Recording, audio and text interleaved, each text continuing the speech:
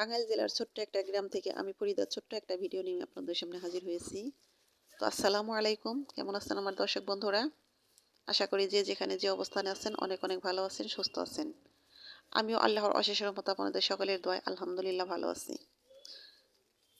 তো বন্ধুরা, আজকে আমি যে কি করতেছি সেটা কিন্তু অবশ্যই আপনারা বুঝতে পারতেছেন। তো আমি কিন্তু চক থেকে কলমি শাক তুলে এনেছি। কলমি শাকের একটা রেসিপি বানাবো। তো এই রেসিপিটা কিন্তু অনেক মজার। তো আমি এই রেসিপিটা কিভাবে তৈরি করি, কিভাবে বানাই সেটা দেখার জন্য আমার সাথে থাকার জন্য অনুরোধ করছি। তো আশা করি শেষ মুহূর্ত পর্যন্ত আমার সাথেই থাকবেন।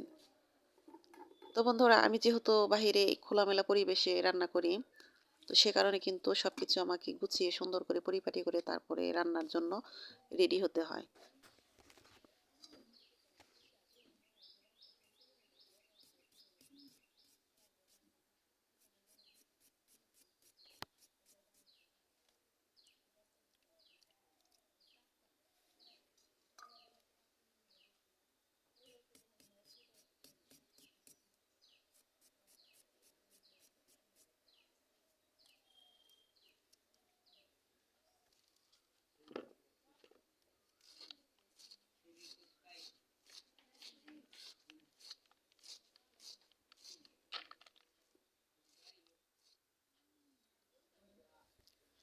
তো এই কলমি শাকের রেসিপিটা তৈরি করতে কিন্তু কেটে নিয়েছি আমি 4টে ছোট ছোট আলু একদম ঝুরি করে। আর এখন হলো চিংড়ির যে শুটকি আছে সেই শুটকিটা আমি পরিষ্কার করে ধুয়ে নিয়েছি। এখন এটা পাটায় পিষে তারপরে এটাও আমার লাগবে এই রেসিপিটা তৈরি করতে। তো তার সাথে নিয়েছি আমার গাছের কিছু লাল মরিচ। তো আমার গাছের মরিচগুলো কিন্তু পেকে লাল হয়ে গেছে। তো সেই মরিচগুলো এখন ব্যবহার করতেছি, খাইতেছি। তো এই মরিচগুলো বেটে নিলাম। তো মরিচের সাথে একটু লবণও দিয়ে দিলাম। তো এখন এর সাথে দিয়ে দিব হলো এই তো কিছু আলু ঝুরি করে রেখেছিলাম, সেই আলু দিয়ে দিলাম। তারপরে দিয়ে দেব কিছু বেসন আর হলো পরিমাণ মতো হলুদের গুঁড়ো, মরিচের গুঁড়ো, ধনিয়া গুঁড়ো। তারপরে চিংড়ির শুটকি ওগুলো তো দিয়েই দিছি। তারপরে এই তো এখন দেবো চিংড়ির শুটকি। পেঁয়াজটা একটু বেশি করে নিয়েছি। তারপরে এর মধ্যে দিয়ে দিব হলো চালের গুঁড়া।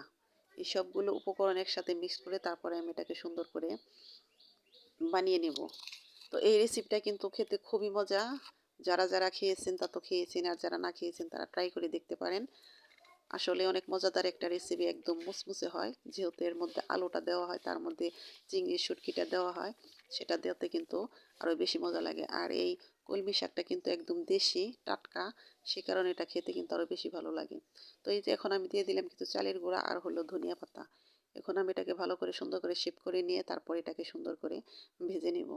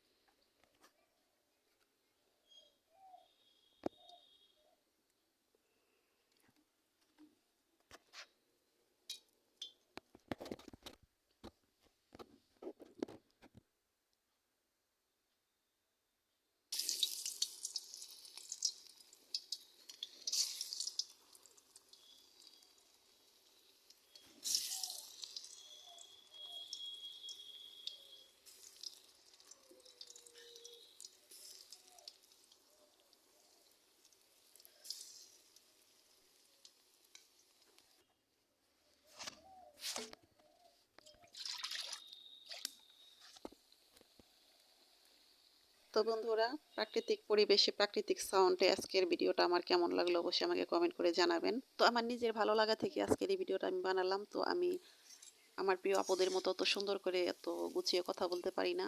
তো ভাবলাম যে এই প্রাকৃতিক সাউন্ড দিয়ে একটা ভিডিও তৈরি করি, দেখি আমার বন্ধুদের, আমার আপুদের, ভাইয়াদের কেমন লাগে।